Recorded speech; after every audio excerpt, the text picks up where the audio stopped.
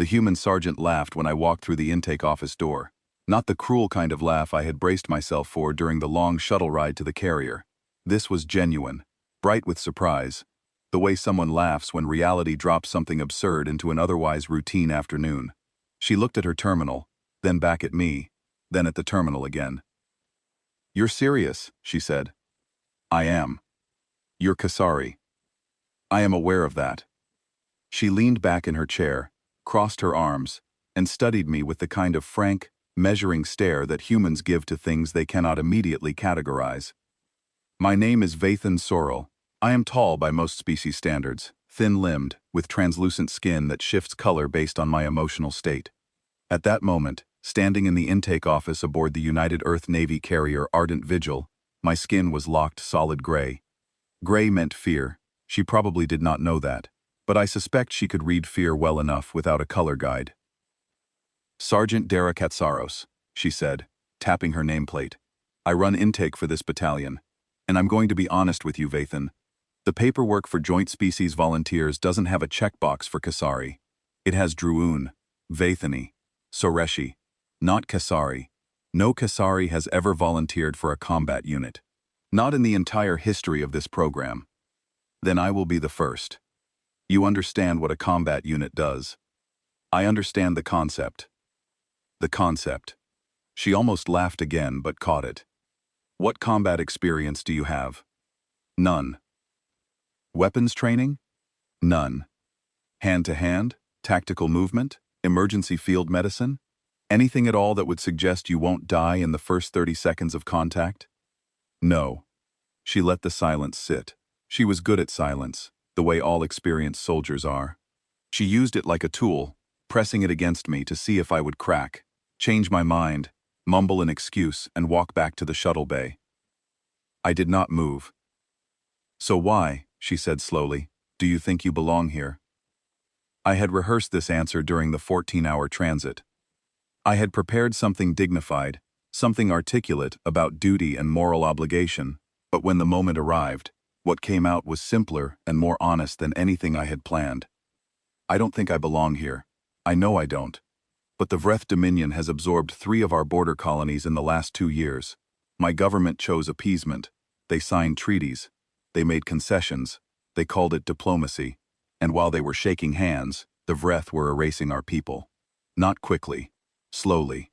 Reassigning families. Shutting down schools. Making anyone who objected disappear in the middle of the night. I watched it happen from my desk in the administrative core, and I filed the reports, and I stamped the documents, and I did nothing. I would rather die badly in your war than live comfortably in my silence." Katsaros looked at me for a long time. Then she turned to her terminal and started typing. "Welcome to the UEN," she said. She stamped my paperwork, and just like that, I became the first Kasari in history to enlist in a human military force. They assigned me to Fire Team Harrow, 6 people.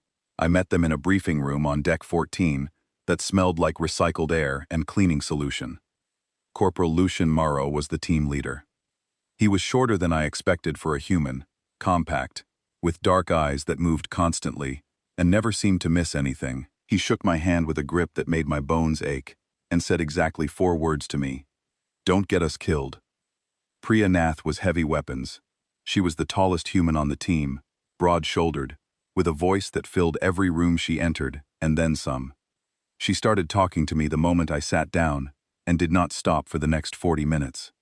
She told me about the weapon she carried, a rotary plasma launcher she had named Margaret, about her hometown on the coast of a place called Gujarat, about her opinion on the carrier's food, about a card game she was convinced the deck crew was cheating at, and about her firm belief that the Vreth smelled like wet carpet.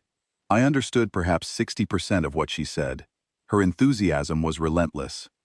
Fenacharo was the medic, former trauma surgeon. He had enlisted after Vreth raiders bombed the hospital where he worked, killing 43 patients and 11 staff members. He told me this without emotion, the way someone states a navigational coordinate. He carried more medical supplies than ammunition, and his hands were the steadiest I had ever seen on any living being. And then there was Bosco.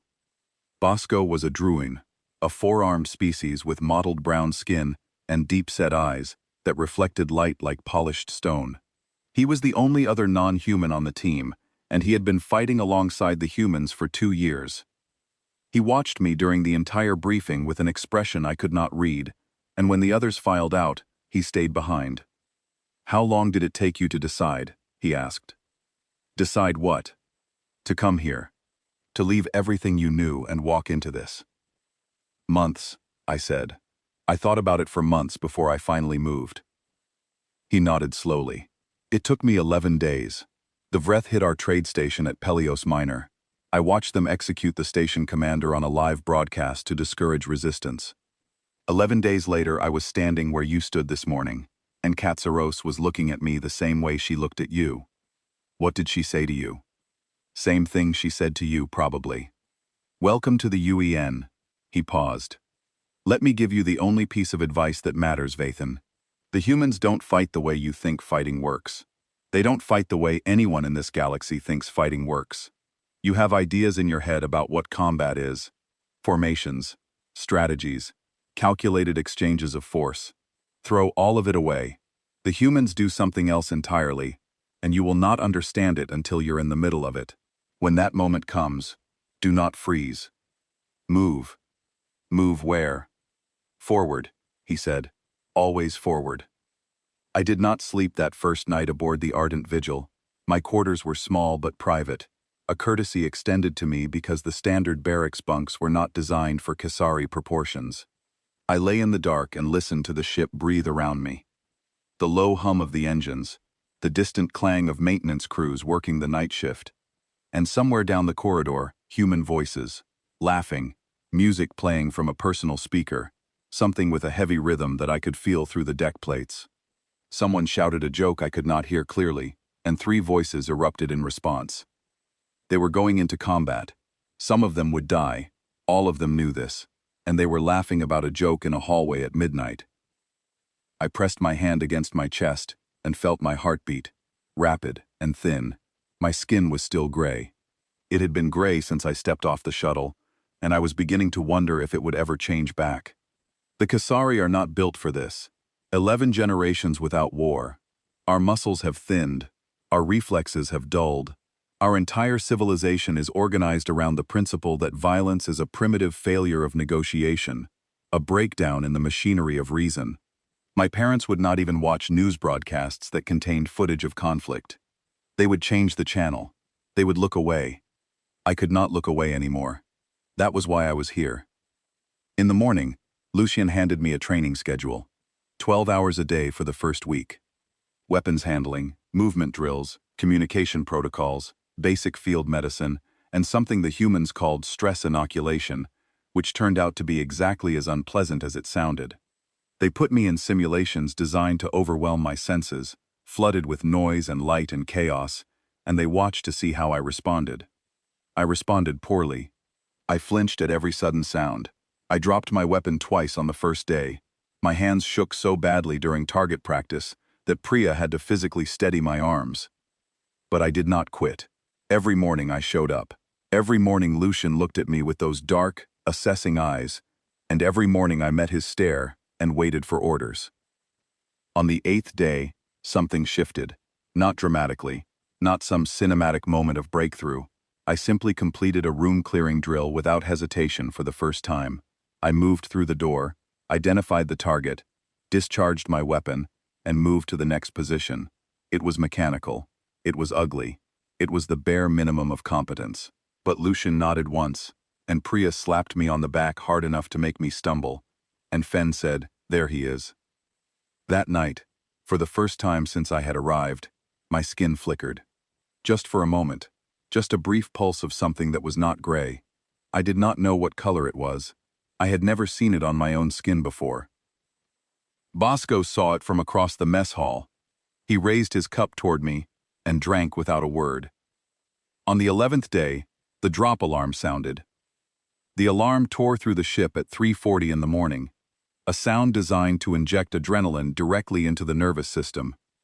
I was already awake. I had not been able to sleep for more than 2 hours at a stretch since I arrived, and I was staring at the ceiling when the first pulse hit. By the time the second pulse sounded, I was on my feet, pulling on my gear with hands that shook despite 11 days of training.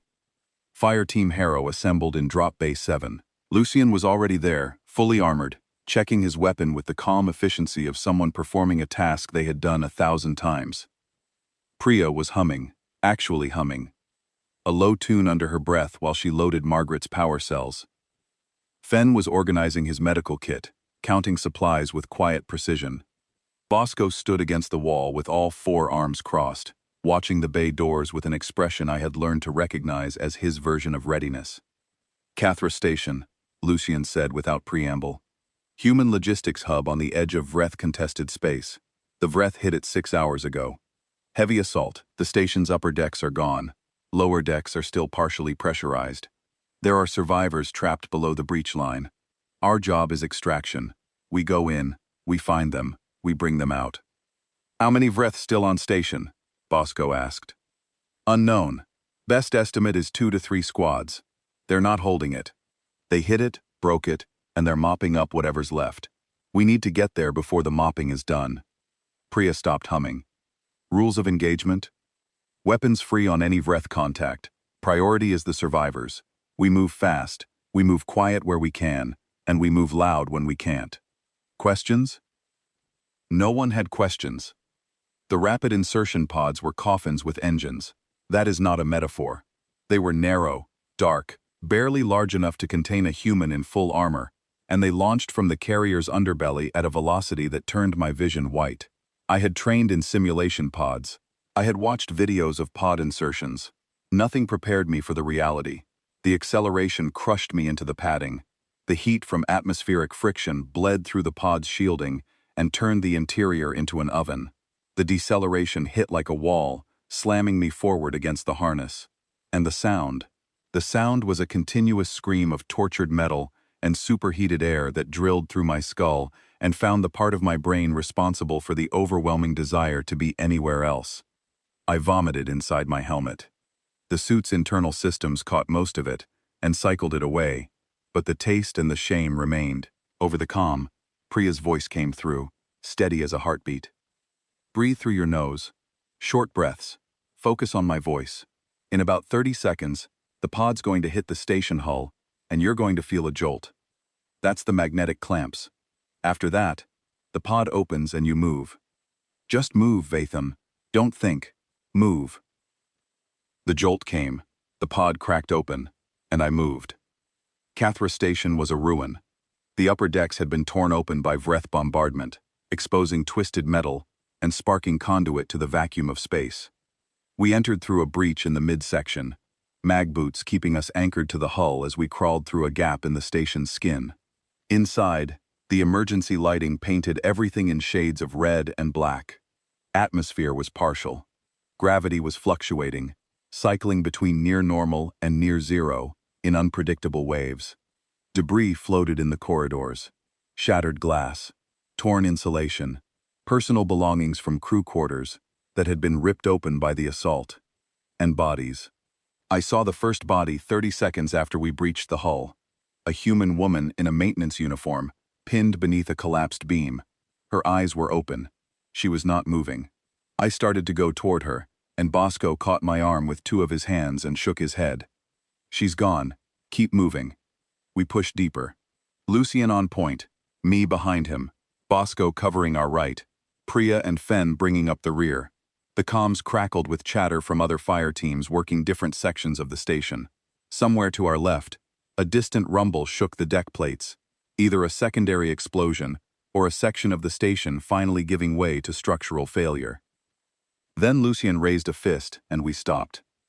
Ahead of us, through the red-lit haze, shapes moved. 4 of them, quadrupedal, armored, moving in a tight formation with weapons sweeping the corridor. Vreth soldiers. I had seen images and video footage during training. The reality was different. They were larger than I expected, low to the ground, with thick plating over their torsos and limbs. Their heads were broad and flat, and their eyes, 4 of them set in pairs, caught the emergency lighting and reflected it back as pale orange points. Lucian's hand signals came fast. Priya, left flank. Bosco, right. Fen, stay back. Vathan, center with me. I raised my weapon. My hands were shaking. My skin was cycling through gray so fast it looked like I was flickering. I could hear my own breathing, ragged and loud inside my helmet. The Vreth were 40 meters ahead, moving away from us, unaware. Lucian moved. Priya moved. Bosco moved. I did not. The firefight lasted 90 seconds. I know this because my suit recorded it. 90 seconds of muzzle flashes, deafening percussion, shouting, and the shriek of plasma bolts hitting metal. Lucian and Priya cleared the corridor with precise, coordinated violence. 2 Vreth went down in the initial burst. The 3rd turned to fight, and Bosco hit it from the flank. The 4th tried to retreat, and Lucian cut it down with a 3-round burst that echoed through the station like thunder. I stood in the corridor with my weapon raised and my finger on the trigger, and I did not fire a single round. I was frozen. My body had simply refused to participate. Every nerve, every muscle, every instinct bred into me by 11 generations of Kasari pacifism had locked me in place like a statue. When it was over, Lucian looked at me. I waited for the anger, the contempt, the order to get back to the ship and stop wasting everyone's time. He said, "Next time, point the barrel toward the noise." That was it. He turned and kept moving, and the team followed, and I followed the team, and nobody mentioned it again. We pushed deeper into the station. The damage worsened with every deck we descended. Walls buckled inward. Entire sections were open to vacuum, sealed off by emergency bulkheads that groaned under the strain. We passed through a residential area, crew quarters for the station's civilian staff. The doors had been forced open. Inside, the rooms were torn apart. I saw children's drawings pinned to a wall in one room, bright colors against the gray metal, untouched by the destruction around them. In the corridor outside, a child's shoe floated in a patch of zero gravity, turning slowly in the air. Something changed in my chest. Not courage, something darker. Something that made my vision narrow, and my jaw clench, and my grip tighten on my weapon until my knuckles ached. I looked at that shoe, and I thought about the child who had worn it, and I thought about the Vreth soldiers who had stormed through this corridor, and I felt something I had never felt before in my life. My skin pulsed. Not gray, not blue, bright violet. Bosco noticed. He glanced at my arms, at the violet rippling under the surface, and he said nothing. But his expression shifted, something that might have been recognition, or respect. The second engagement was worse. We entered a cargo bay on the lower decks and walked straight into a Vreth patrol, 6 of them, at close range. There was no time for hand signals, no time for formation. Just sudden, violent contact in a dark space full of cargo containers and broken equipment. Muzzle flashes strobed the darkness. Someone was shouting, "Priya," I think, calling targets. A plasma bolt hit the container next to my head and sprayed me with molten fragments that burned through my suit's outer layer and bit into my shoulder. This time, I fired. I do not know if I hit anything. I pointed my weapon toward the noise, just as Lucian had told me, and I pulled the trigger, and the recoil kicked through my arms, and I kept pulling until the magazine ran dry. The sound was immense, the fear was immense, but I fired. Fen took a round during the fight. A Vreth projectile caught his shoulder and spun him sideways. He hit a cargo container, slid to the floor, and for one terrible second I thought he was dead. Then he stood up. He pressed his hand against the wound, pulled a self-sealing bandage from his kit with the other, slapped it over the hole in his armor, and kept moving. He had found a survivor, a station engineer trapped under a collapsed shelving unit, and he was dragging her free with one functioning arm while blood ran down the other. I watched a human take a bullet and refuse to stop. Something fundamental cracked in my understanding of what bodies were supposed to do, what will was supposed to be capable of. We found the survivors in a sealed maintenance bay on the lowest deck. 14 people, 3 of them children. They had barricaded the door with equipment and furniture, and spent 6 hours in the dark, listening to the Vreth move through the station above them. When we breached the barricade and Lucian announced that we were UEN, a woman in the front started to cry, not from sadness, from relief so overwhelming it broke through every defense she had built during those 6 hours of waiting. We moved them out through a route Fen had mapped on the way down, avoiding the sections with Vreth activity. I carried one of the children, a boy no older than 6. He wrapped his arms around my neck and gripped so hard that he left bruises on my skin that lasted for days. He did not care that I was alien. He did not care that my skin was changing colors beneath his fingers. He just held on, and I held him, and we moved through the ruined corridors of a shattered station, and I did not freeze, and I did not stop. And when we reached the extraction point, and I handed him to the medics waiting at the shuttle, he looked at me with wide eyes and said, "Thank you." My skin was not gray anymore. It was not violet either.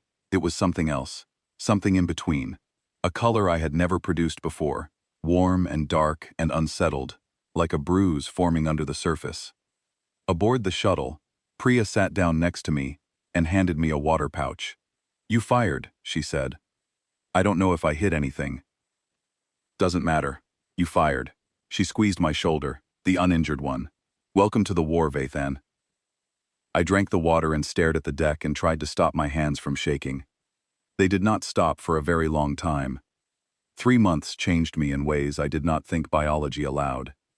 9 engagements, 4 surface deployments, 3 station boardings, 2 orbital defense actions. I stopped counting the Vreth soldiers I had encountered after the 6th operation because the number had grown large enough to make my stomach turn if I thought about it. I stopped freezing after the 2nd engagement. I stopped vomiting after the 4th. My hands still trembled before every drop, but the trembling stopped the moment the fighting started, as if my body had learned to convert fear directly into function. My skin was the most visible evidence of the change. The gray was gone. The blue that Kesari default to in states of calm had not returned. Instead, my skin had settled into a color my species did not have a name for. Muddy amber. A blend of gray and violet that should not have been biologically possible. A shade my body had invented in response to sustained, chronic stress that fell somewhere between terror and aggression. Our medical texts did not describe it. Our emotional lexicon had no word for it. My body was adapting to an environment my entire species had spent 11 generations pretending did not exist. Priya called it my war paint. Bosco called it evolution. Lucian did not call it anything. He just looked at me before each mission and gave me the same steady nod he gave every member of the team, and that nod meant more to me than any word could have. The briefing for the assault on Vreth Forward Base Korath came on a Tuesday, though days of the week had lost meaning months ago. We gathered in the battalion planning room aboard the Ardent Vigil and stared at a holographic projection of a jungle moon orbiting a gas giant in the Vreth-contested sector. The moon was designated GR7 on human charts. The Vreth had built a forward operating base in the dense equatorial jungle, shielded by a ground-based energy barrier that made orbital bombardment impossible. Our job, Fire Team Harrow's specific mission within the larger assault force, was to penetrate the base perimeter, locate the shield generator, and destroy it. Once the shield dropped, the UEN destroyers in orbit would handle the rest. I had learned, over 3 months, to read human military briefings the way an alien reads them, which is to say, with mounting disbelief. The sheer density of their planning was staggering. Every contingency mapped, every failure point addressed, backup plans for the backup plans, fallback positions, alternative extraction routes, communication redundancies, ammunition resupply protocols, medical evacuation procedures. They planned for everything. They assumed everything would go wrong, and then they planned for the specific ways in which it would go wrong. And then there were the casualty projections. I sat in that briefing room and listened to a human major discuss acceptable loss thresholds with the same tone of voice he might use to discuss fuel consumption rates. 12% was the projected casualty rate for the overall assault. Fireteam Harrow's specific mission profile carried a higher risk due to proximity to the target. 20%, 1 in 5. The major said this, and the humans around me nodded and made notes, and nobody's voice shook. On my homeworld, the Kesari Senate would have spent 6 months debating the ethics of an operation like this. They would have formed committees, commissioned studies, held public forums, published position papers, and while they debated, the Vreth would have fortified their position, expanded their perimeter, and absorbed another colony. The humans planned the Korath assault in 4 days, and launched on the 5th. I was beginning to understand the thing that set humans apart from every other species in the galaxy. It was not their strength, or their technology, or their numbers. It was their relationship with the concept they called forward. Every species I had ever studied, every military doctrine I had read during my months of training, was built on the same fundamental principle. When conditions deteriorate, you pull back. You reassess, you regroup, you preserve your forces and look for a better angle. This is logical. This is rational. This is what any intelligent species does when the situation turns against them. The humans do the opposite. When ambushed, they advance into the ambush. When pinned down by enemy fire, they assault through the position that is pinning them. When outnumbered, they attack. Not recklessly, not blindly, but with a ferocity and commitment to forward momentum that defies every tactical calculation an enemy could make. They do not retreat from unfavorable odds. They change the odds by refusing to stop moving. I had asked Lucian about this once, during a quiet moment between operations. He had shrugged, as if the answer were obvious. If you go back, you have to cover the same ground twice, and the second time, the enemy's ready for you. It was philosophically insane and tactically devastating, and it was about to save all our lives. The jungle on GR7 was trying to kill us before the Vreth even knew we were there. The canopy was so dense that no natural light reached the ground. Instead, the vegetation itself glowed, a soft bioluminescent blue-green that made every shadow pulse and shift. The ground fog was toxic, a low-hanging chemical haze that ate through standard air filters in hours. The local fauna included something Priya described as a centipede the size of a human arm, with mandibles that could punch through light armor. She encountered one on our second hour of movement and dispatched it with her boot, then complained about the stain it left on her greave for the next 30 minutes. My Kasari biology was struggling. The atmosphere was wrong for me, too humid, too dense with compounds my lungs were not designed to process. My rebreather was working overtime, and I could feel the strain in my chest with every breath. Bosco noticed before I said anything. He reached over with two of his arms while keeping his weapon trained forward with the other two, and quietly adjusted the mix ratio on my rebreather. I did not thank him. We were past thanks. We were past most words. After 3 months of fighting together, the team communicated through glances, through gestures, through the kind of silent understanding that only develops between people who have trusted each other with their lives repeatedly and have not yet been disappointed. We reached the base perimeter at dawn, though dawn on GR7 was just a slight brightening of the bioluminescent canopy. The forward operating base was larger than the intelligence briefing had suggested. Reinforced walls, automated defense turrets, and trench networks extending outward into the jungle like the roots of a poisonous tree. The shield generator was at the center, a squat, heavily armored structure surrounded by defensive positions. And there were far more Vreth than expected. The intelligence estimate had put the garrison at 2 squads, maybe 20 soldiers. What we were looking at was closer to 40, dug in, alert, and very clearly expecting trouble. Lucian lay flat in the undergrowth beside me and studied the base through his scope, for a full 3 minutes without speaking. I could hear the distant rumble of the main assault force engaging the Vreth on the base's eastern perimeter, the larger operation kicking off on schedule. But it was immediately clear that the main force was bogged down. The Vreth reinforcements meant they could defend both the perimeter and the generator simultaneously. Fireteam Harrow was on its own. Lucian turned to us. His face was calm. His eyes were not. "We go forward," he said. Bosco looked at the base, looked at the 6 of us, looked back at the base. "Forward," he repeated. "Forward."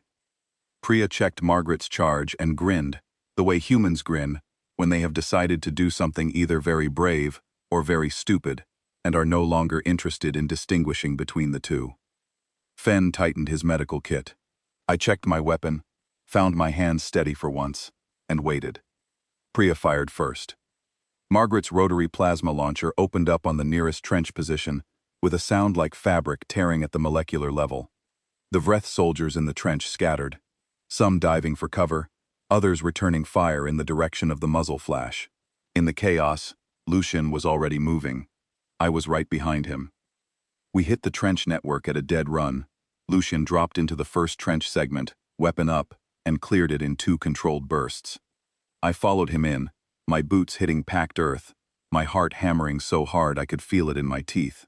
A Vreth soldier came around a corner 4 meters ahead, weapon raised, and I fired before conscious thought could intervene. 3 rounds. Center mass. The Vreth went down. I stepped over the body and kept moving. Forward. Always forward. The trench network was a labyrinth. Narrow passages, sharp turns, reinforced firing positions with overlapping fields of fire. It was designed to slow attackers, to turn any advance into a grinding, attritional crawl. The humans did not crawl. Lucian set a pace that bordered on reckless, pushing through each section before the Vreth could reposition to meet us.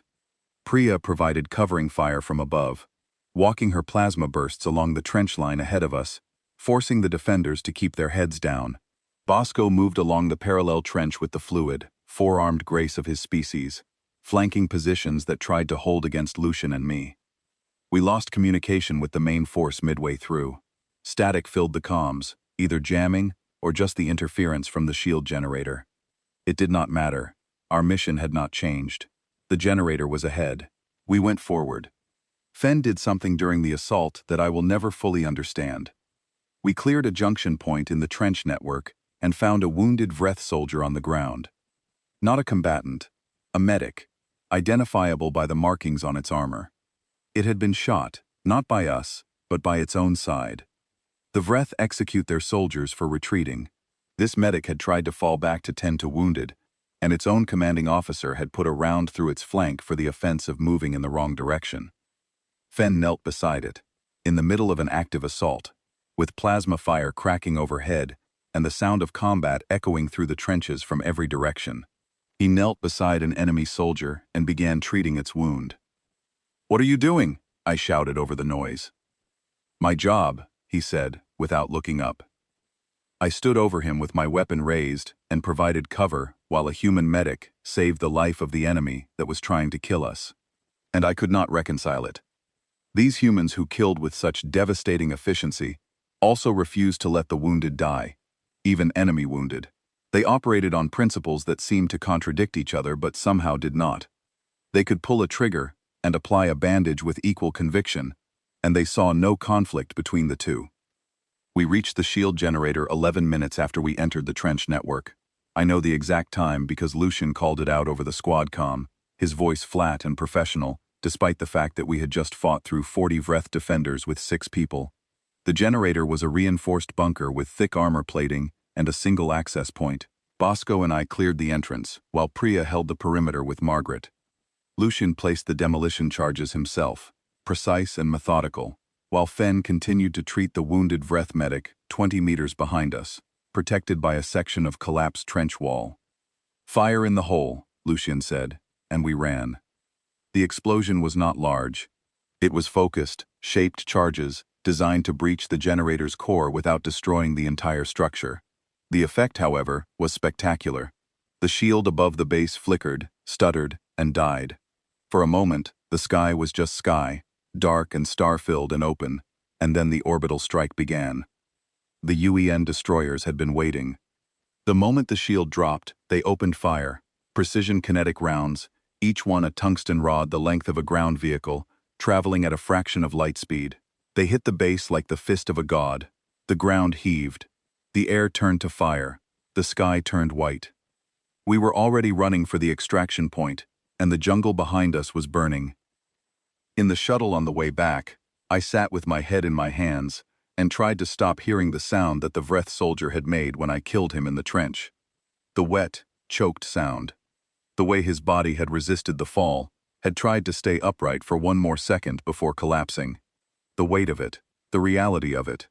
I had taken a life at close range, close enough to see the light go out of 4 orange eyes, and the knowledge of what I had done sat in my chest like a stone. Priya sat across from me. She did not say anything for a long time. Then she reached over and squeezed my wrist once and let go. My skin was amber, that nameless, impossible color that my species had never needed until I taught my body to need it. I was becoming something my people would not recognize. I was effective. I was trusted. My team relied on me, and I relied on them. And together, We had accomplished something that should have been impossible, and I was terrified of what that meant. The shaking started after we returned to the ardent vigil and did not stop. Not during the debrief, where I sat in a hard chair and answered questions about the assault with words that felt disconnected from my body. Not during the meal that followed, where I sat in the mess hall and stared at food I could not bring myself to eat. Not during the 6-hour transit to our next staging area, where I sat in the cargo bay and watched my hands tremble against my knees like small animals trying to escape. Bosco sat beside me for 4 of those 6 hours. He did not speak. He did not offer advice or comfort or distraction. He simply sat there, all 4 arms folded, his breathing slow and steady, and he waited.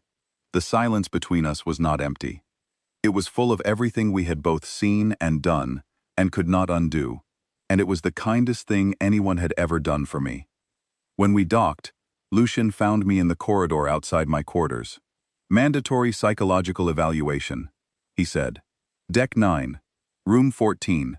You have an appointment in 2 hours." I stared at him.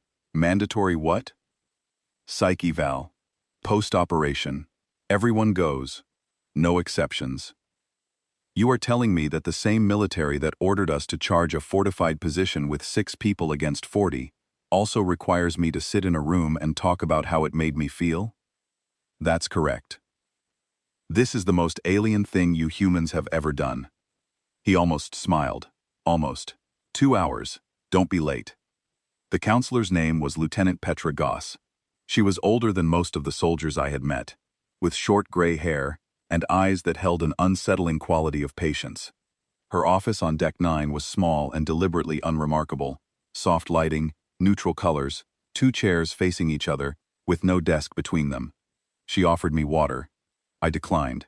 She sat down and looked at me and waited. "I killed someone," I said. "Tell me about it." "In the trench. On GR7, close range. I fired 3 times and he fell. He made a sound. He tried to stay standing and he couldn't, and he fell, and I stepped over him and kept moving." How did it feel? The question hit me like a physical blow. Not because it was cruel, but because it demanded something I did not know how to give. I searched my Kasari vocabulary for a word that matched the tangled knot of sensation in my chest, and found nothing. My language had words for peace, for calm, for the gentle satisfaction of administrative work completed efficiently. It did not have words for the feeling of watching someone die because of what you did with your hands. "I don't have a Kasari word for it," I said. Goss leaned forward slightly. "Then use a human one." I thought for a long time. The silence in the room was different from the silence in the cargo bay with Bosco. This silence had a purpose. It was designed to create space, to let whatever was buried work its way to the surface. "Necessary," I said finally. It felt necessary. "That's a good start," she said. "But it's not the whole answer. We'll keep working on it." I left her office feeling scraped raw, as if someone had taken a blade to the inside of my skull and peeled back a layer I had not known was there. The humans had built an entire institutional system around the psychological cost of combat. They knew what fighting did to the mind, because they had been doing it long enough to study the damage. They had therapists, counselors, medication, support programs, structured debriefing protocols. They acknowledged that killing changed you, and they built infrastructure to catch you when the change became too much to carry alone. No other species in the galaxy did this. The Vreth viewed psychological damage as weakness to be eliminated. The Droon had no formal system at all, which Bosco had confirmed with a bitterness that surprised me. The Kasari had no need for such systems because they had decided, generations ago, that the solution to war's psychological damage was to simply never fight. The humans fought, and then they looked directly at what the fighting had done to them, and then they kept going. It was the most courageous thing I had ever witnessed, and it had nothing to do with weapons or tactics. The war escalated while we recovered.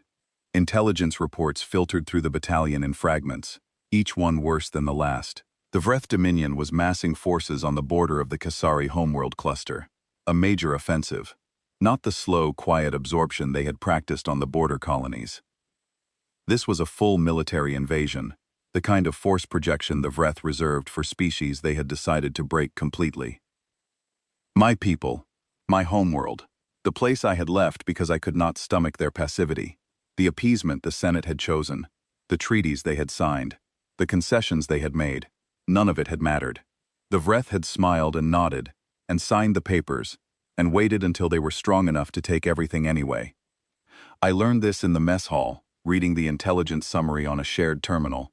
My tray sat untouched beside me. My skin went through 3 colors in 10 seconds. Amber to gray to white to amber again, cycling so fast that a human corporal at the next table asked if I was having a medical emergency. "No," I said. "Just a political one." That night, I received a message from my sister Othira. I had not heard from her since I left the homeworld.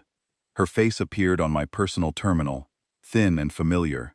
Her skin the deep blue of Kasari calm, though I could see the effort it took her to maintain it. "Vathan," she said, "come home, please. Our parents they are devastated. The Senate has declared you culturally exiled. Do you understand what that means? You are not Kasari anymore. Not in their eyes, not in the records. You are a non-person. Everything you were has been erased." She paused, and her composure cracked for just a moment. Her skin flickered gray. "I don't understand what happened to you," she said. "I don't understand how you could leave us, how you could go to the humans and become whatever you are now. You were a clerk, Vathan.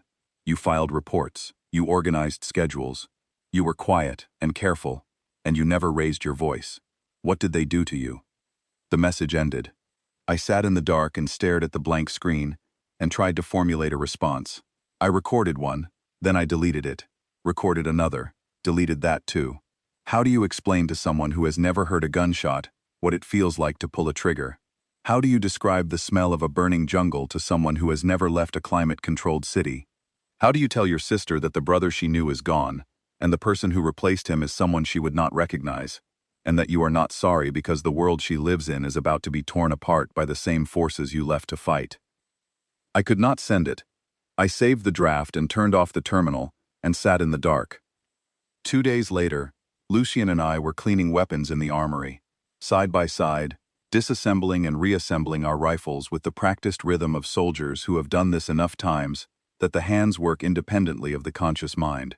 The armory was quiet, just the click of components and the soft hum of the ventilation system. "How do you carry it?" I asked. He did not look up. "Carry what?" "Command. The weight of deciding where people go, of knowing that some of them won't come back because of a choice you made, of giving the order to go forward, when forward means through fire." Lucian was silent for a long time. He finished reassembling his weapon, set it on the rack, and picked up a cleaning cloth. He polished the barrel with slow, even strokes, and when he finally spoke, his voice was quieter than I had ever heard it.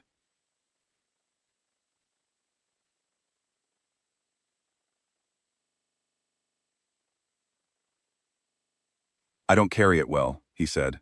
"I just carry it forward."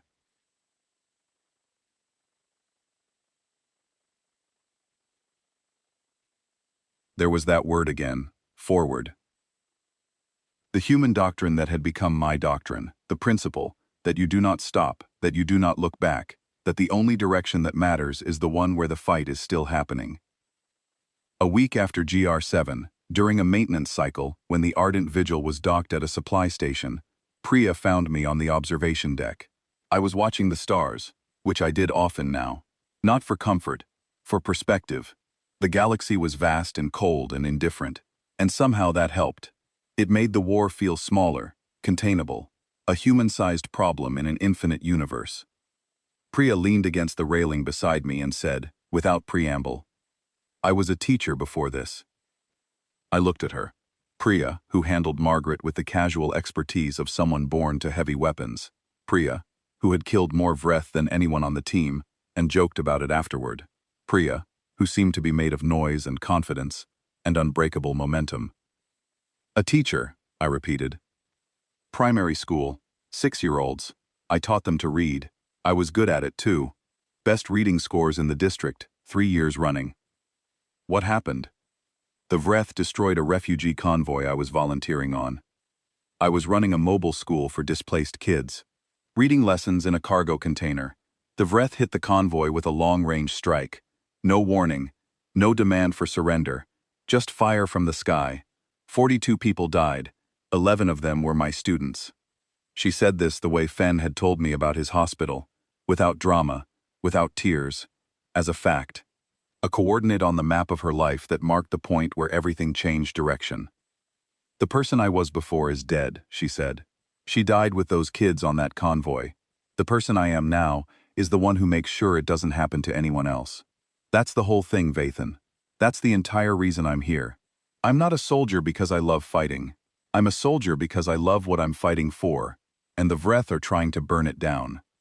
I looked at her, this woman who had been a teacher of children, who had read stories aloud to 6-year-olds in a cargo container, who now carried a weapon that could level a building and used it with devastating proficiency.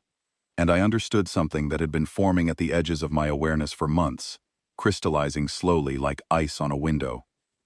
The humans around me were not natural warriors. They were not bred for combat, not designed for violence, not engineered for war the way the Vreth were. They were teachers and surgeons and clerks and technicians who had learned to fight because the alternative was to watch everything they loved be destroyed. They carried the weight of that transformation every day, and it cost them enormously, and they paid the price without complaint because they knew exactly what they were protecting and exactly what it would cost if they stopped. And that made them more dangerous than any born predator in the galaxy, because a predator fights from instinct, a human fights from choice, and a choice made with full knowledge of its cost is the most powerful force in the universe.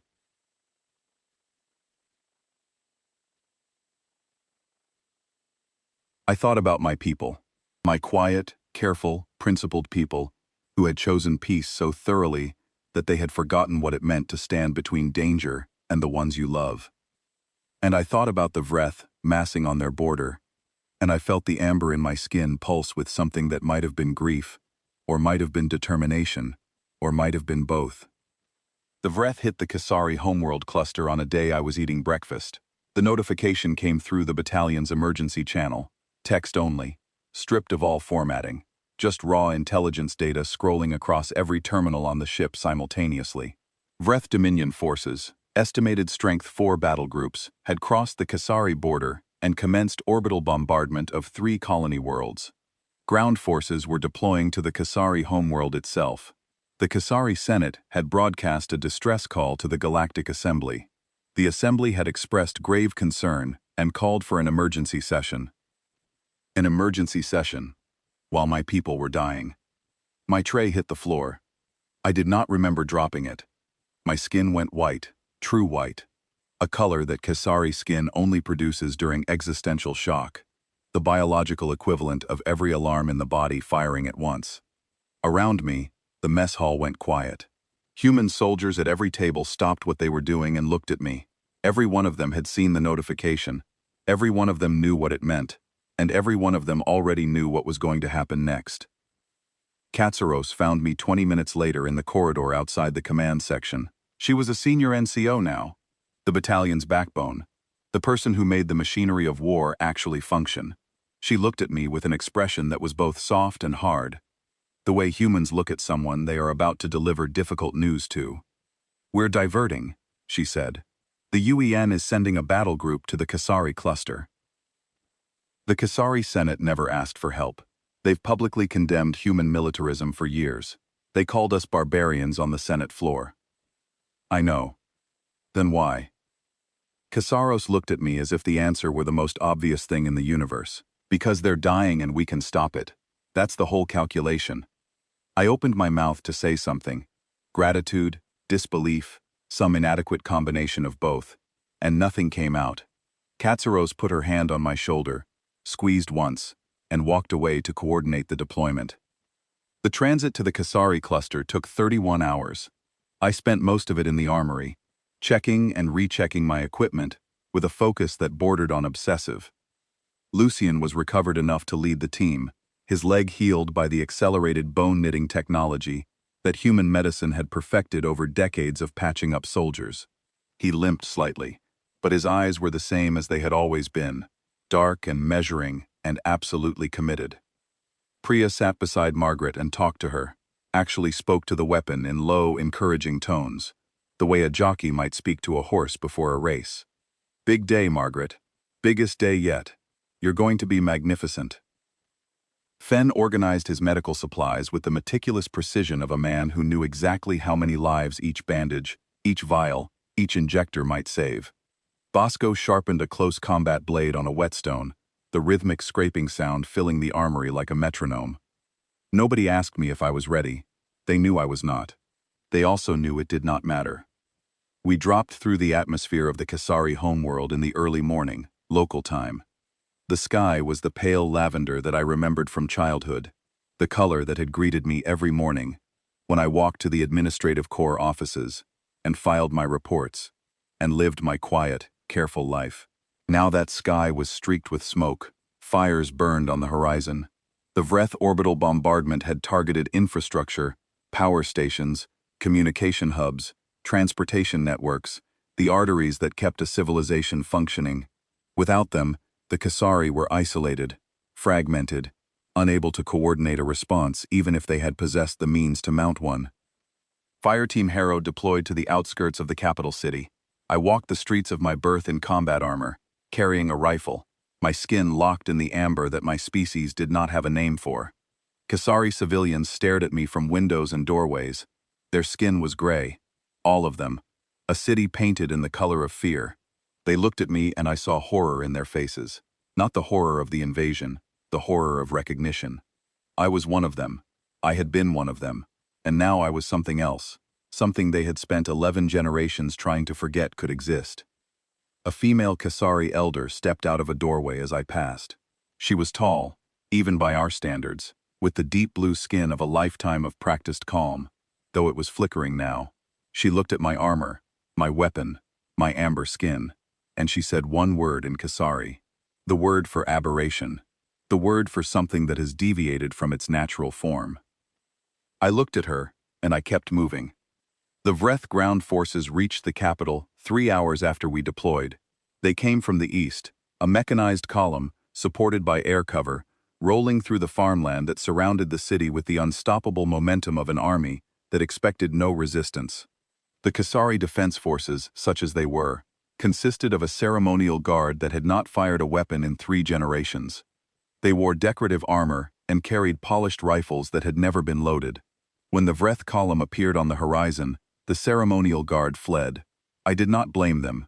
They had been given uniforms and titles, and no one had ever told them that the uniforms might someday need to serve their actual purpose. The humans were the only thing between the Vreth and a complete destruction of everything my people had built over 11 generations of peace. The battle for the capital was not a single engagement. It was a cascading series of fights across a city that had never been designed for war. Streets too wide, buildings too fragile, infrastructure too exposed.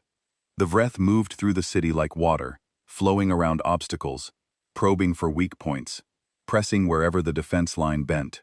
Human fire teams held intersections, rooftops, choke points. They fought from buildings and alleyways and improvised positions, turning every block into a fortress with nothing but determination and firepower. Fireteam Harrow was assigned to defend a civilian evacuation corridor. The UEN had designated 3 routes from the city center to the extraction zone where transport ships waited. Our corridor was the eastern one, a broad avenue that ran from the government district to the city's edge. Thousands of Kasari civilians were streaming down that avenue, carrying children, carrying belongings, carrying nothing at all. They moved in a river of gray skin and terrified eyes, flowing past us without stopping, without speaking, without looking at the human soldiers who stood between them and the Vreth advance. I watched my people flee their own city. I watched elders, who had never heard a gunshot, stumble past me with their hands over their ears. I watched children carried by parents who did not know where they were going, only that they had to go. I watched a civilization that had chosen peace learn in a single morning that peace unchosen is not peace at all. It is just the space between one predator's appetite and the next. We held the corridor for 2 hours. 2 hours of sustained combat, the Vreth probing our positions, testing our defenses, pushing wherever they sensed weakness. Priya and Margaret held the left flank, her plasma bursts tearing through Vreth armor, with a sound that echoed off the buildings on either side of the avenue. Bosco held the right, with the terrifying efficiency that 2 years of fighting alongside humans had given him. Fen moved between positions, treating wounded, both human and Kasari civilian, with the calm urgency that was his signature. Lucian directed it all. He stood at the center of our position, calling movements, adjusting fire, reading the flow of the battle, with an instinct that bordered on precognition. He was everywhere and nowhere, appearing at a position the moment it was about to be overwhelmed, shoring up defenses, redistributing ammunition, keeping the line intact by sheer force of will. And then the Vreth broke through on the eastern flank. They came through a side street that our forces did not have enough personnel to cover. A full squad, 12 soldiers, pouring into the avenue behind our position, cutting off the evacuation corridor. Civilians screamed. The flow of evacuees, thousands of Kasari who had been moving toward safety, stalled as panic spread through the crowd. If the corridor collapsed, if the Vreth sealed this route, those people would be trapped in a city that was falling around them. Lucian moved to intercept. He was 3 steps into his sprint when a Vreth round caught him in the leg, the same leg that had been rebuilt after his last injury. He went down hard, his weapon clattering on the pavement, his face contorting in a pain he would never admit to. He tried to stand. His leg folded under him. He tried again. Same result. He looked at me from the ground, and in his eyes I saw something I had never seen before. Not fear, trust. Complete, absolute trust in the person he was looking at. "Vathan," he said, "take it." I did not hesitate, not for a heartbeat. Not for a fraction of a second. The clerk from the administrative corps, the Kasari who had never raised his voice, the man who had frozen solid during his first firefight and vomited in his helmet during his first drop, did not hesitate. "Priya! Suppressive fire on the breach point," I called over the comms.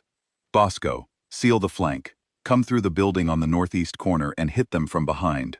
Fen, stabilize Lucian and get him clear." I did not wait for acknowledgement. I moved. Forward. Down the avenue. Toward the breach.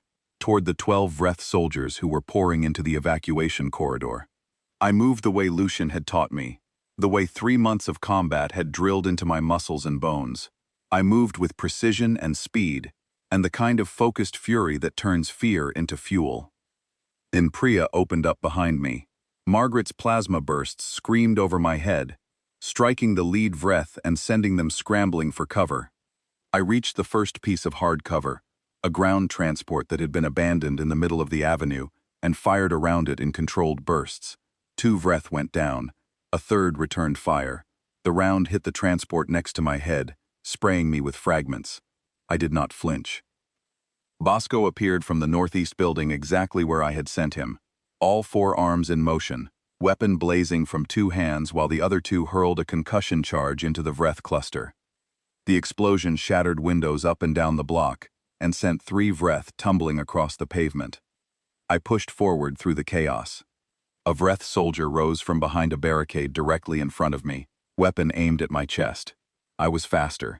Not because Kasari are fast. We are not. Because 3 months of combat had rewritten my reflexes, had overwritten 11 generations of pacifist instinct with something older, something that lived in the genes my people had tried to bury. I fired twice. The Vreth fell. I kept moving. Forward. Through the breach. Through the Vreth line.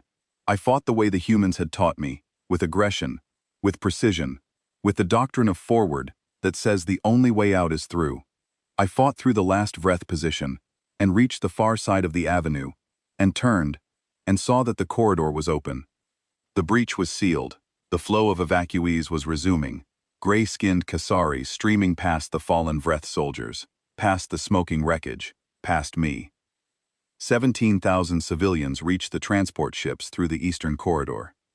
The battle ended 6 hours later. The UEN battle group established orbital superiority, and the remaining Vreth ground forces, cut off from support, surrendered or retreated. The capital was damaged but standing. The Kasari homeworld was scarred but alive. I sat in the rubble of a building I had known my entire life. The community center, where I had attended my first day of school. The walls were still standing, but the roof was gone, caved in by a Vreth artillery round. Through the gap, I could see the lavender sky, still streaked with smoke but fading now, the fires burning out one by one. My rifle lay across my knees. My armor was scorched and dented. My skin was amber. It would always be amber now. I knew that with a certainty that went deeper than thought, deeper than biology, down to whatever fundamental part of a person decides who they are and refuses to change back. Vathan. I looked up. Othira stood in the doorway of the ruined building. My sister, thinner than I remembered, her skin flickering between gray and blue, as emotions I could not read cycled through her. She was alive. She had made it to the evacuation corridor. She was here. She looked at me. The armor, the weapon, the amber skin, the blood, not mine, that streaked my forearms where the suit's outer layer had been torn away. She saw all of it, everything I had become, every transformation that months of war had carved into me, and she began to cry. Not from fear. I had expected fear. I had braced for the revulsion I had seen on the faces of the other Kasari in the streets, the look that said, "You are not one of us anymore." But that was not what was in her eyes. What was in her eyes was something I did not have a word for until she gave me one. "Velathir," she whispered. I stopped breathing. Velathir. The word was ancient. So old it predated our pacifist era by thousands of years, buried in the oldest layers of the Kasari language, in texts that scholars studied, but no one quoted, because they came from a time we had chosen to erase. Velathir, one who stands between. One who places their body between danger and the ones they love. The Kasari word for the thing the humans called soldier, but heavier, denser, carrying within it all the grief and sacrifice and terrible necessity that the human word only hints at. It meant we had warriors once. My people, the quiet and careful and principled Kasari, had once had a word for what I was. They had known this feeling, this amber-skinned, raw-nerved, broken and rebuilt thing that I had become. They had known it and honored it, and then, over 11 generations of peace, they had chosen to forget. But the word had survived, buried in the old texts, waiting. Othira crossed the room and put her arms around me. She was shaking. I was shaking. 2 Kasari, one in civilian clothes and one in combat armor, holding each other in the ruins of a building where I had once learned to read. "I was afraid you were dead," she said. "I was afraid you were too. Our parents are safe. They evacuated to the northern district before the Vreth reached the city center." "Good." She pulled back and looked at my face. "You're different." "Yes." Are you still you, under all of this?" I thought about the question. I thought about the clerk who had filed reports and organized schedules and never raised his voice. I thought about the soldier who had charged a fortified position with 6 people, who had killed at close range, who had taken command when his team leader fell and held an evacuation corridor open for 17,000 of his own people. I thought about the gray that had been my skin for the first 28 years of my life, and the amber that it was now, and the fact that I would never go back. "I am still me," I said, "just more of me than there used to be." That night, after the fighting was over, and the fires were out, and the first tentative sounds of a city trying to breathe again filtered through the broken streets, I sat in my quarters aboard the Ardent Vigil and opened the unsent message to my parents. I deleted the draft I had been unable to send months ago. I deleted all the drafts. I recorded a new one. "Mother, Father, I know the Senate has declared me exiled. I know you are ashamed. I know you do not understand what I have become. And I know that the Kasari who walked out of your home is not the Kasari who fought in the streets of our city today. You are right. He is not the same. He cannot be the same." I paused. I looked at my hands. Steady now, amber-skinned and scarred and steady. "We had a word for what I am. Velathir. You forgot it. I didn't." I sent the message and closed the terminal, and sat in the dark. The war was not over. The Vreth would regroup. They would come again. For my people. For the humans. For every species in the galaxy that had something worth taking. The fighting would continue. The cost would continue. The amber in my skin would darken and deepen. and become the only color I knew. But I was not afraid of that, not because the fear was gone. The fear never leaves. It lives in the marrow of every soldier, every Velethier, every person who has ever stood between something terrible and something worth protecting. The fear stays. You carry it with you every day, in every breath, in every step forward. The humans taught me that. Not with words, with example, with the quiet, relentless, heartbreaking courage of teachers and surgeons and clerks, who had learned to fight because the alternative was to lose everything. They showed me that courage is not the absence of terror. It is the decision to move forward through it. It is the choice to keep going when every nerve in your body screams at you to stop. It is the understanding that you will never be who you were before, and the acceptance that who you are now is who the moment required you to become. I cannot go back. The blue-skinned clerk who sat at his desk and filed his reports and looked away from the news broadcasts is gone. In his place is a Velethier, amber-skinned, scarred, changed in ways that will never heal, and should not heal, because the scars are the proof that I showed up, that I stood between, that when the world demanded something impossible, I went forward. My skin will never be blue again, and I am at peace with that. Not because war healed me, not because violence made me whole, but because the humans, those impossible, contradictory, infuriating, magnificent humans, showed me that broken people can still hold the line. And the line held.